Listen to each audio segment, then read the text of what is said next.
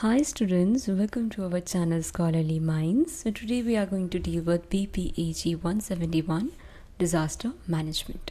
Okay, आज हम कुछ important questions deal करने वाले हैं जो आपके जून एग्जामिनेशन में important हो सकते हैं. ठीक है, अगर आपको ये वीडियो पसंद आता है तो please like the video and subscribe to our channel. One more thing I would like to add here is, अगर आपको इस सब्जेक्ट के गेस्ट पेपर्स परचेज़ करने हैं तो आप आ सकते हैं shop.hindustanknowledge.com पर लाइक दिस. ठीक है, यहाँ पर आप सब्जेक्ट कोड टाइप कर सकते हैं, जैसे मैं करती हूँ BPAG 171, है ना. तो अब आप देखेंगे कि ये देखिए गेस्ट पेपर्स आ गए. आप इजीली यहाँ से परचेज़ कर सकते हैं. इन केस अगर परचेज़ करने में कोई भी इशू आता है तो you can contact us at 9580023321. Okay, so let's begin with our questions. Okay, तो फर्स्ट क्वेश्चन क्या है? Describe the institutional framework under the disaster management act. Okay, the Disaster Management Act 2005 provides a structured system for managing disaster in India. ये एक act है जो एक structure system provide करता है कि डिज़ास्टर्स को किस तरह से मैनेज किया जाना चाहिए.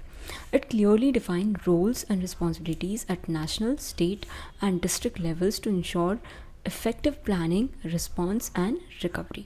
क्या बताया जा रहा है यहाँ पर कि ये क्लियरली डिफाइन करता है रोल्स एंड रिस्पॉन्सिबिलिटीज़ किसके लिए? नेशन के लिए, स्टेट के लिए और डिस्ट्रिक्ट के लिए, कि किस तरह से प्लानिंग को इफ़ेक्टिवली इम्प्लीमेंट किया जाए, किस तरह से हमें रिस्पॉन्स करना है और रिकवरी के लिए हमने क्या क्या करना है. ओके, सबसे पहले आता है national level institution. Eight top level national disaster management authority NDMA is the main body responsible for disaster management. ये एक सबसे टॉप लेवल की बॉडी होती है जो डिज़ास्टर मैनेजमेंट करती है. कहाँ पर? इंडिया में. It is chair by prime minister. इसके चेयरमैन कौन होते हैं? प्राइम मिनिस्टर होते हैं. NDMA lease down policies, plans and guidelines for disaster management across the country. It ensures that all ministries, departments follow a coordinated approach. ये decide करती है कि डिज़ास्टर जैसे कि फ्लड हो गया, अर्थक्वेक हो गया, इनसे डील करने के लिए कंट्री में क्या रूल्स, प्लान्स और गाइडलाइंस फॉलो होंगी. मतलब ये पॉलिसी बनाने वाली मेन अथॉरिटी है. Okay, another important body is the national executive committee NEC.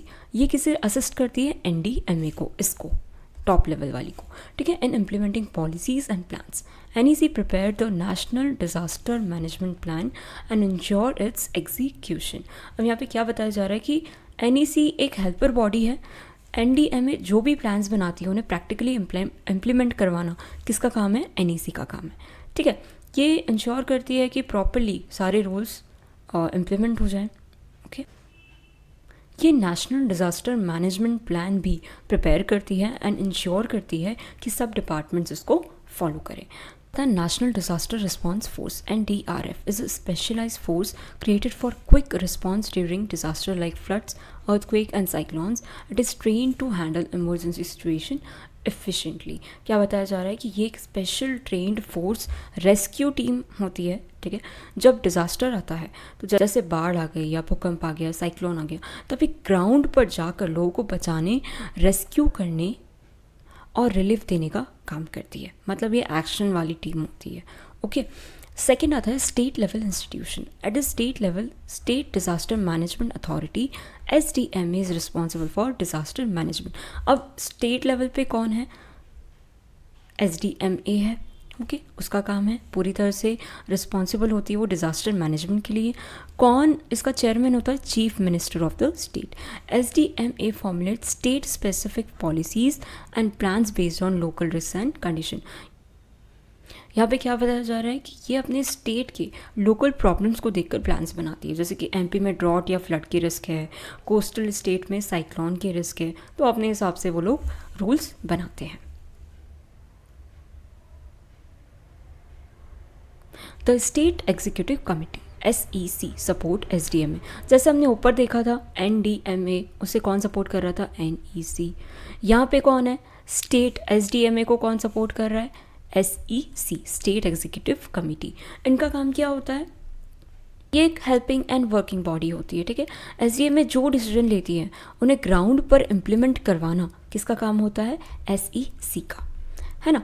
ये अलग अलग डिपार्टमेंट जैसे पुलिस, हेल्थ, ट्रांसपोर्ट को कोऑर्डिनेट करती है ताकि इमरजेंसी में सब रेडी रहें, ठीक है। एसडीएम प्लान बनाती है और एसईसी क्या करती है, उससे उसी प्लान को इम्प्लीमेंट करती है। सिंपल वर्ड्स में, state also have their own disaster response forces and funds to deal with emergencies quickly. यहाँ पे क्या बताया जा रहा है कि हर स्टेट के पास अपनी रेस्क्यू टीम होती है और इमरजेंसी फंड भी होता है। जब डिजास्टर आता है तो तुरंत हेल्प देने के लिए स्टेट खुद एक्शन ले सकता है, सिर्फ सेंटर पे वो डिपेंड नहीं रहता, ठीक है। District level institution, at the district level the district disaster management authority, अब यहाँ पे कौन आ गया, DDMA, है ना, plays a key role. It is headed by district collector. इसका चेयरमैन कौन रहता है, डिस्ट्रिक्ट कलेक्टर और district magistrate along with the elected representative. साथ में कौन रहते हैं, इलेक्टेड रिप्रेजेंटेटिव्स रहते हैं। DDMA prepares district disaster management plans, identify vulnerable areas and ensure proper preparedness. It is the main authority for implementing disaster management activities on the ground. जैसे कि मैंने बताया कि ये डिस्ट्रिक्ट लेवल में डिज़ास्टर मैनेजमेंट की बॉडी होती है, ठीक है। हमने अभी देखा है कि यहाँ पे कौन है, डिस्ट्रिक्ट कलेक्टर हेडेड है, और ये डिस्ट्रिक्ट लेवल की डिज़ास्टर मैनेजमेंट बॉडी होती है। इसका हेड है। डिस्ट्रिक्ट में डिज़ास्टर से रिलेटेड प्लानिंग कौन करता है, यही अथॉरिटी करती है। कौन कौन सी एरियाज रिस्की है, वल्नरेबल है, जैसे फ्लड प्रॉन विलेजेस हैं, ये आइडेंटिफाई करती है और इमरजेंसी की टाइम पे प्रॉपर प्रिपरेशन एंड ग्राउंड पर एक्शन इंश्योर करती है, ठीक है। समझ में आता है, यही सारी बातें यहाँ पर लिखी गई, देखिए, ensure proper preparedness. Role of local authorities, अब लोकल अथॉरिटीज़ में कौन कौन आता है, पंचायत एंड म्यूनसिपलिटीज़, ये भी फ्रेमवर्क का पार्ट होते हैं। They help in spreading awareness, conducting rescue operations and providing relief to affected people. इनका काम क्या होता है कि वो अवेयरनेस स्प्रेड करें, रेस्क्यू ऑपरेशन कंडक्ट करें और रिलीफ प्रोवाइड करें किन्हें, अफेक्टेड पीपल को। Their role is important because they are closest to the community. अब इनका रोल क्यों इंपॉर्टेंट होता है, क्योंकि वो लोगों के बीच में रहते हैं, उन्हीं के साथ में रहते हैं, इसलिए इनका रोल इंपॉर्टेंट होता है। Coordination and funding, the act also provide for proper coordination among different agencies and ensures that all the level of government work together smoothly. Special fund like National Disaster Response Fund (NDRF) and State Disaster Response Fund (SDRF) are created to provide financial support during disaster. Act ये भी बताता है कि proper coordination होना चाहिए different agencies के बीच में। ये भी इंश्योर करता है कि गवर्नमेंट, हर लेवल की जो गवर्नमेंट है, उन्हें साथ मिलकर काम करना चाहिए ताकि काम स्मूथली हो सके।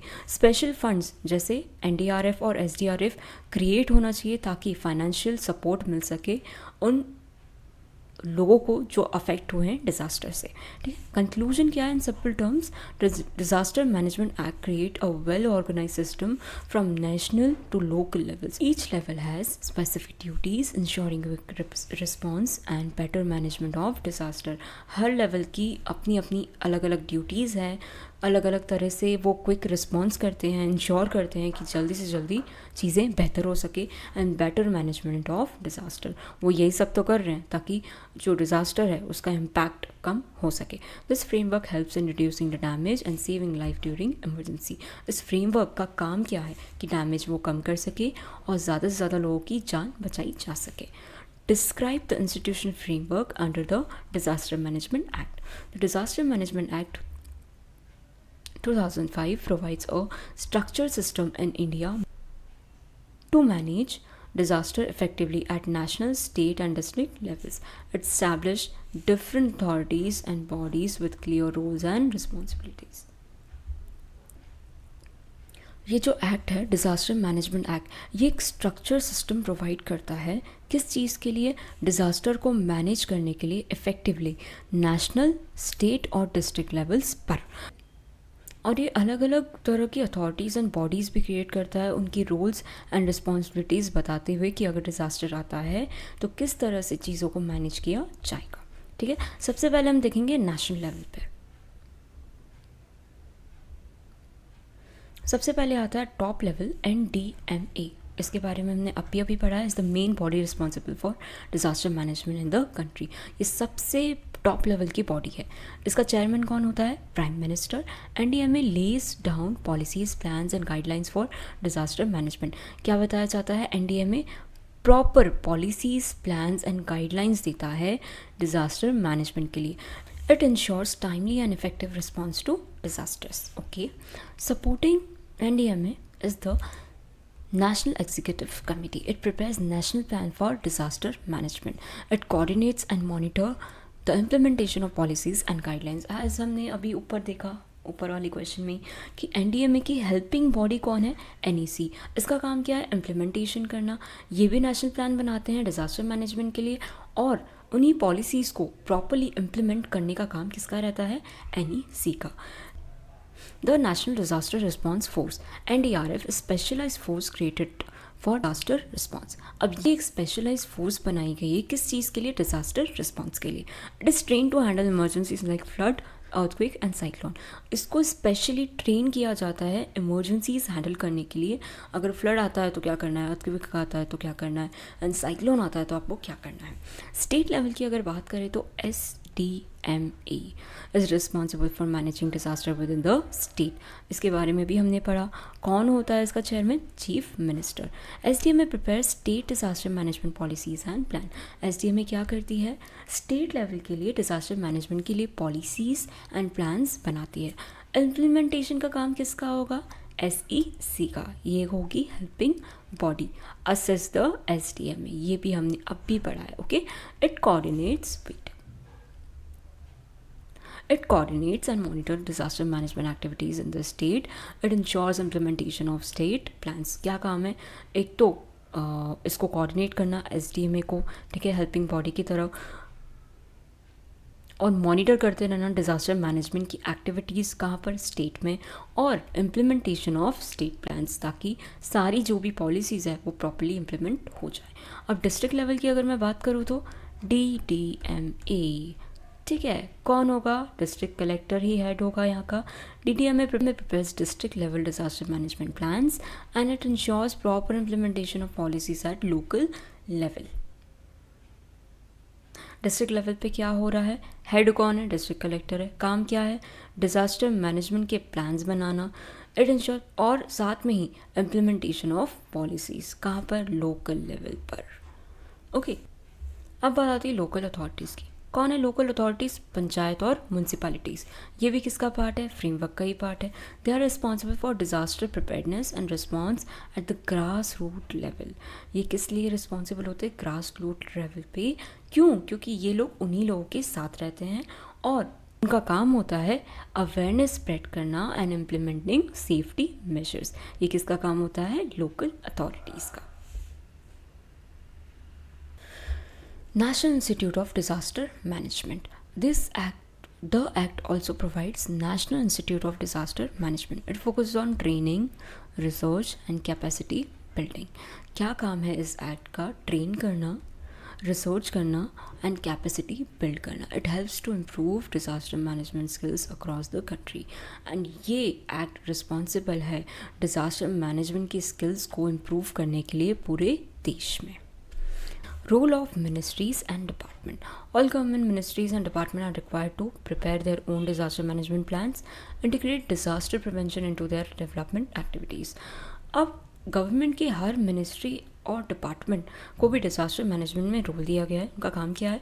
डिज़ास्टर मैनेजमेंट प्लान्स बनाना, ठीक है, और डेवलपमेंट वर्क में डिज़ास्टर प्रिवेंशन को भी इंक्लूड करना.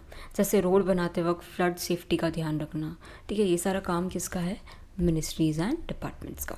अब कंक्लूजन हम देखते हैं. Disaster management act 2005 creates a well organise system from national to local level. हमने अभी देखा कि नेशनल लेवल से लेकर लोकल लेवल तक सारा एक प्रॉपर ऑर्गेनाइज सिस्टम क्रिएट किया गया है. किसके द्वारा? इस एक्ट के द्वारा. ये इंश्योर करता है coordination, preparedness and quick response during disaster. This multi level institution framework helps in reducing the impact of disaster and protecting life and properties.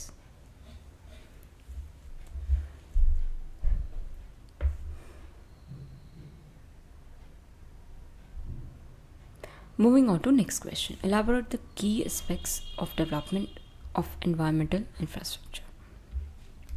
Environmental infrastructure refers to the basic system and facilities that help protect the environment and improve the quality of life. इसका मतलब है कि environmental infrastructure का मतलब वो होता है कि बेसिक सिस्टम और ऐसी फैसिलिटीज़ जो हमारे एनवायरनमेंट को भी प्रोटेक्ट करे, साथ में लाइफ की जो क्वालिटी है वो भी बेहतर करे. It include services like water supply, sanitation, waste management, pollution control, and green space. Its development is very important for sustainable growth and public health. क्या है वो बेसिक सर्विसेज? वाटर सप्लाई अच्छे से हो रहा है, साफ़ सफाई है सैनिटेशन की, वेस्ट मैनेजमेंट अच्छे से हो रहा है, पॉल्यूशन अच्छे से कंट्रोल किया जा रहा है, ग्रीन स्पेस, छोटे छोटे से गार्डन्स हैं. तो इससे क्या हो रहा है, हमारी जो लाइफ है उसकी क्वालिटी इंप्रूव हो रही है. सबसे पहले आता है clean water supply. One of the most important aspects is providing safe and clean drinking water. Government need to build proper water treatment plants, pipelines, and storage system. This helps in preventing waterborne diseases and ensure that people have access to safe water for daily use.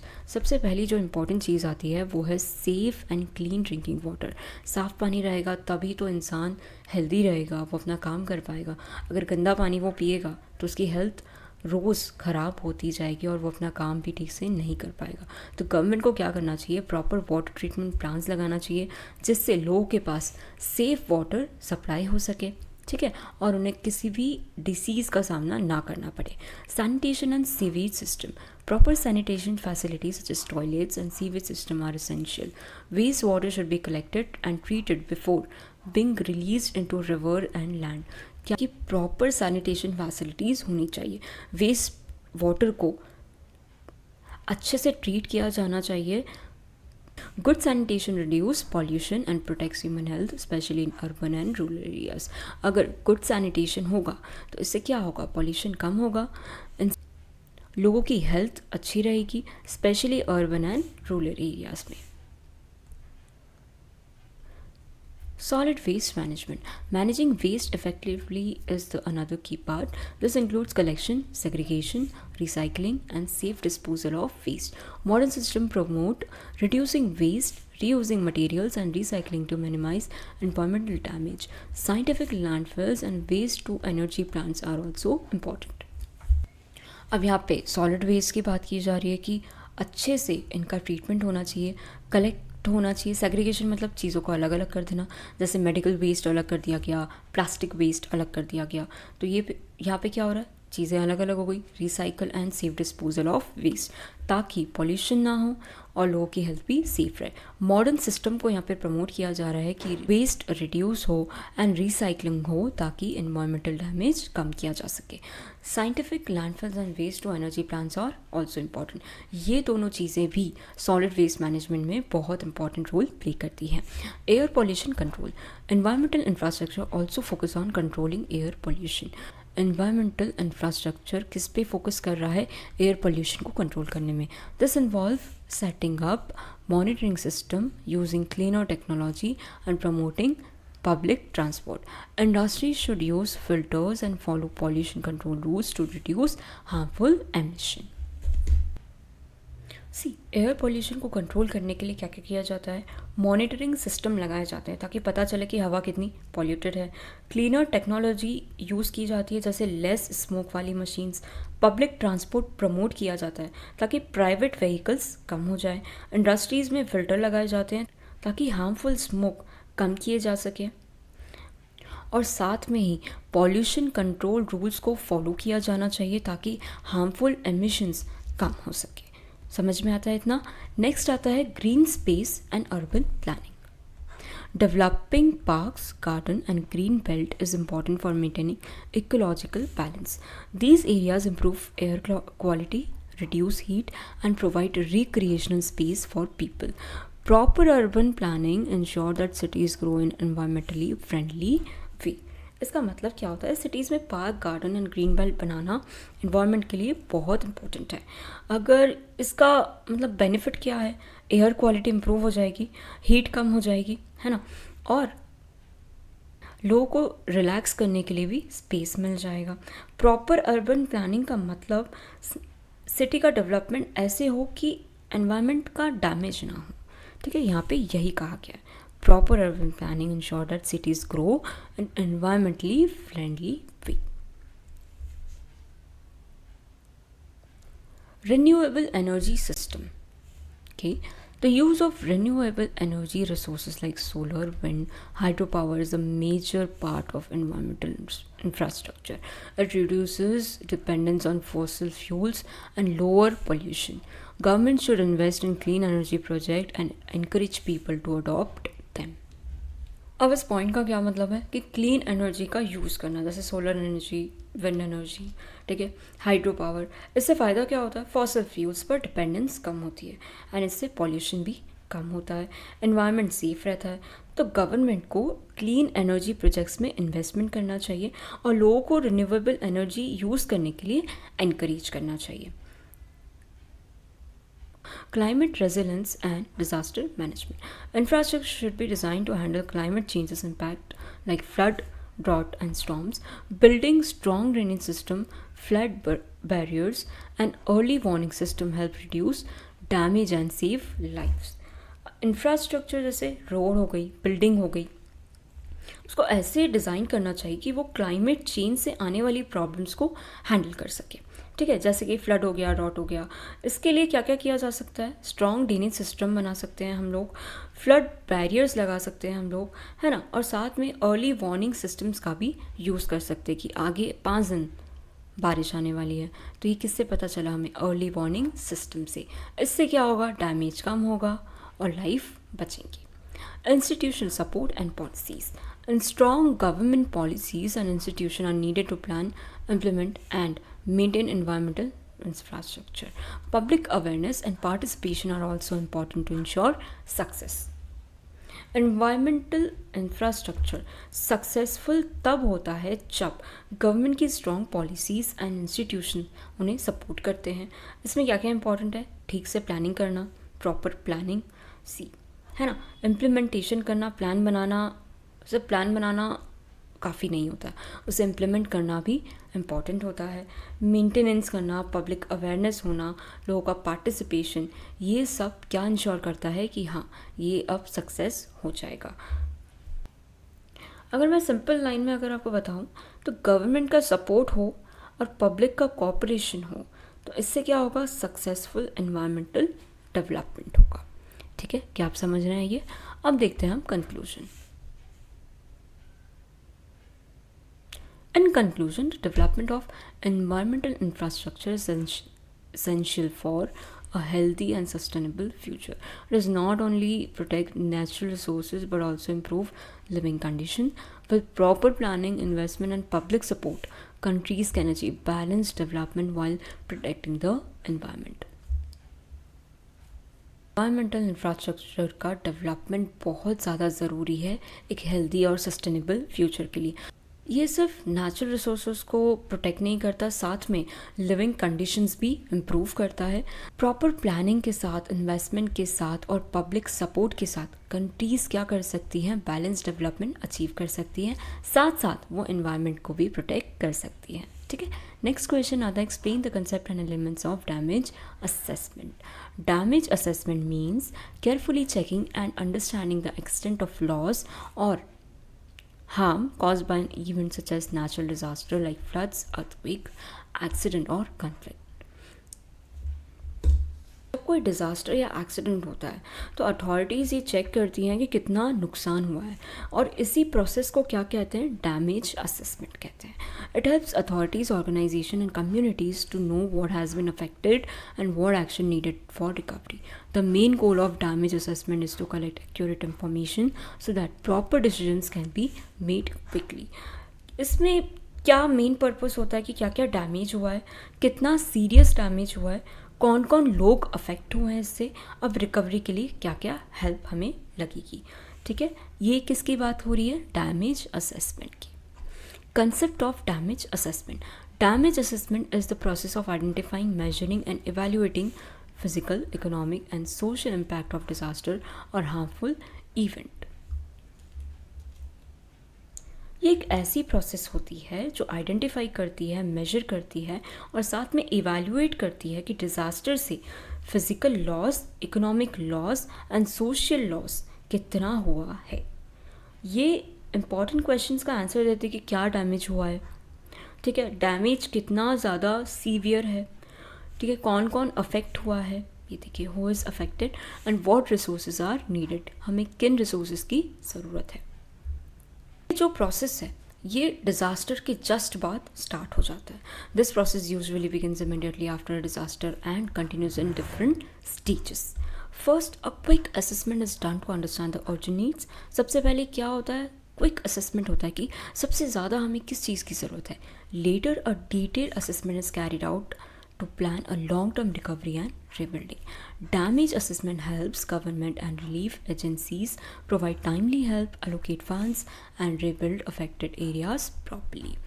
अब इसका मतलब हम जानते हैं कि ये process मैंने जैसे बताया कि तुरंत डिज़ास्टर के बाद स्टार्ट हो जाता है।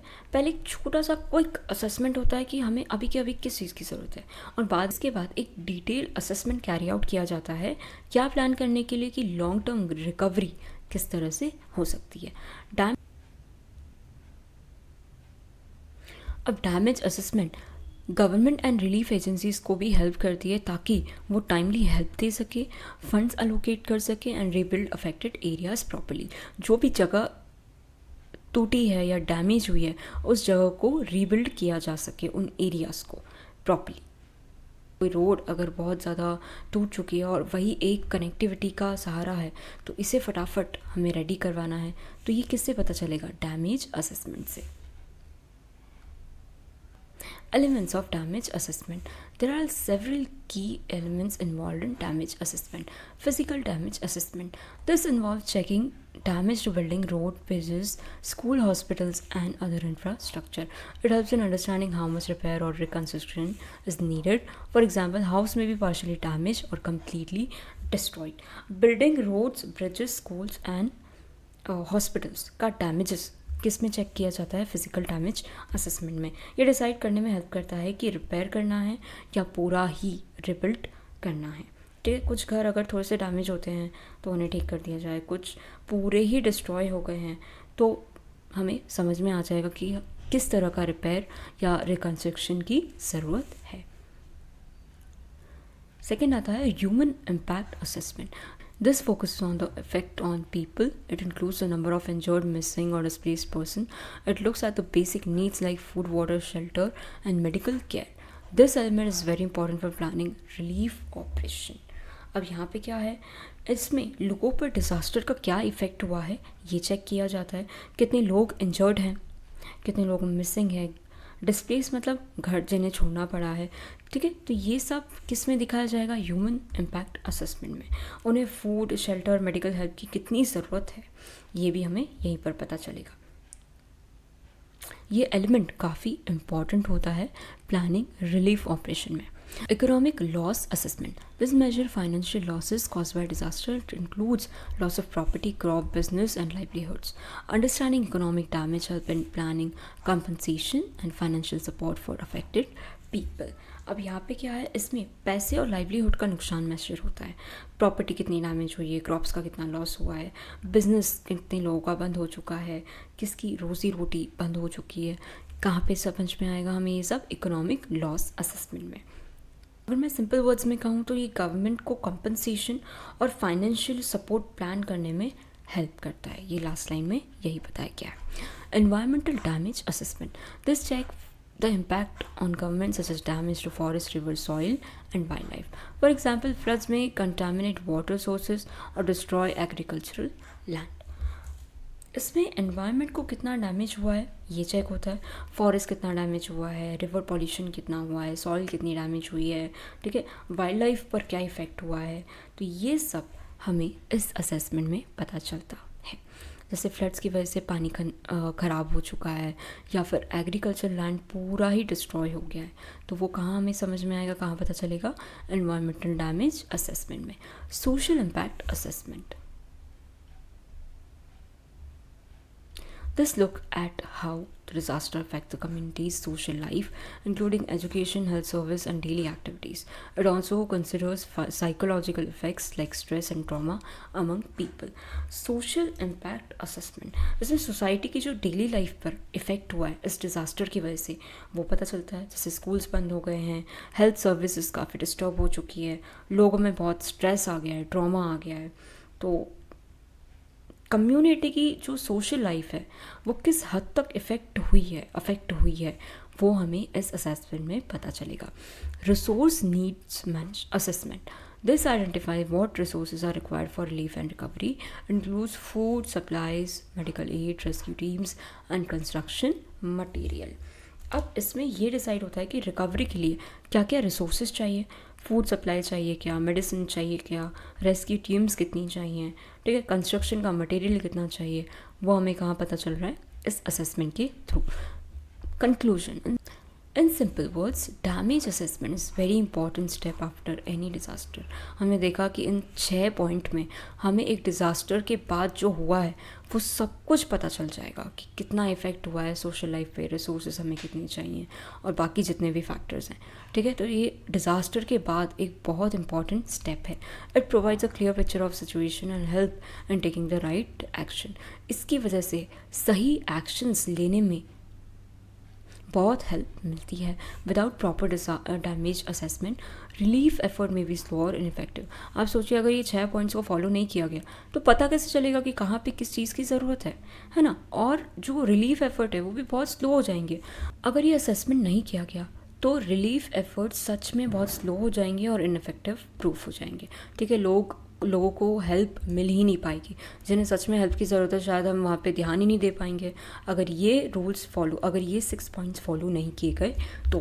Therefore it plays key role in saving life, reducing suffering and rebuilding communities efficiently. इसी की वजह से इसका बहुत इंपॉर्टेंट रोल है लोगों की जान बचाने के लिए, सफरिंग को कम करने के लिए एंड रीबिल्डिंग कम्युनिटीज़ एफिशिएंटली. ठीक है, so that's all for today's session and thank you so much. Okay, one more thing, आप इस चैनल का WhatsApp group and Telegram group भी ज्वाइन कर सकते हैं. आपको लिंक डिस्क्रिप्शन में मिल जाएगी. Okay, take care.